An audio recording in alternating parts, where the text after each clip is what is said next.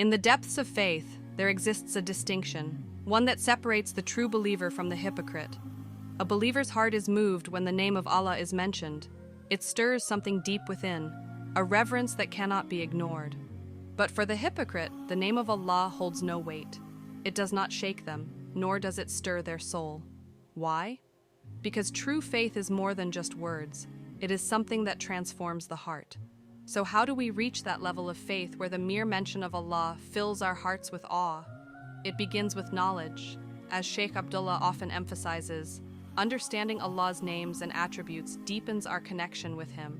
The more we learn about Allah, the more we love Him, the more we stand in awe of Him, and the stronger our desire to worship Him grows. Through this understanding, our hearts soften and our faith strengthens. The second mark of a true believer is their response to the Quran. When its verses are recited, their faith increases. Many of us experience this in Ramadan, during the tranquil nights of Taraweeh, when the beauty of the Quran resonates in our hearts. But what about the rest of the year? How do we maintain that connection? The answer is simple: by making the Quran a daily part of our lives. Even if it's just 5 or 10 minutes a day, that consistency keeps our faith alive and nurtured.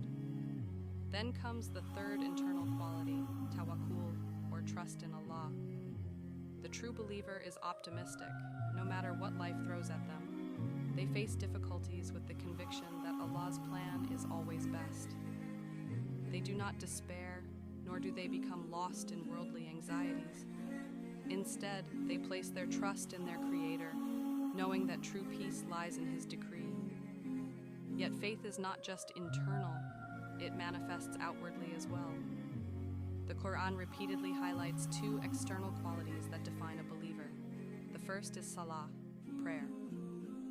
A true believer is committed to their prayers, never delaying or neglecting them. They are known as people of prayer, those who prioritize their connection with Allah above all else.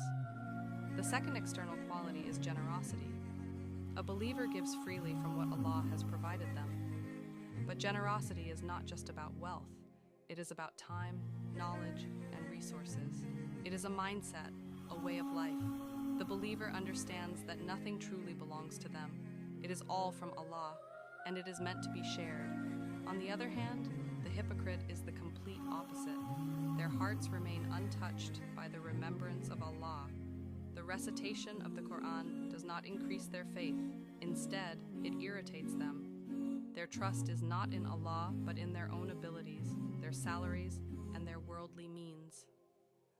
They are inconsistent in their prayers, and when it comes to giving, they are reluctant, believing that their wealth is solely their own. But here is the reality. Most of us are somewhere in between. We may have some qualities of the believer and some of the hypocrite. We are all works in progress, constantly striving to grow.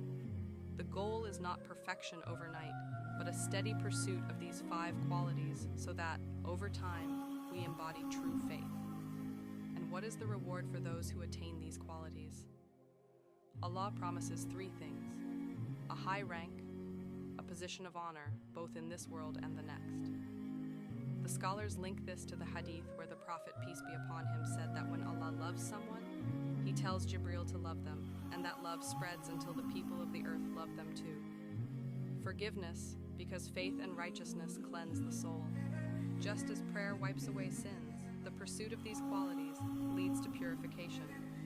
Noble sustenance, a provision that is both pure and blessed, tied directly to trust in Allah and a life of generosity. This pursuit of faith is a lifelong journey. Even the great scholar Hassan al-Basri, when asked if he was a true believer, responded with humility, saying, "If you are asking whether I believe in Allah, His angels, His books, and His prophets, then yes. But if you are asking if I fully embody these verses, then by Allah, I do not know." If even the righteous were unsure, we should not despair over our own shortcomings. Instead, we should set these 5 qualities as our life's goals, continuously striving for them. In that effort itself lies the reward. As Ramadan brings its blessings, let it be a catalyst for us to act, whether it's strengthening our prayers, deepening our connection with the Quran, increasing our trust in Allah, or becoming more generous, every small step matters. Because faith is not just about belief, it is about transformation. And in that transformation, we find the true beauty of Islam.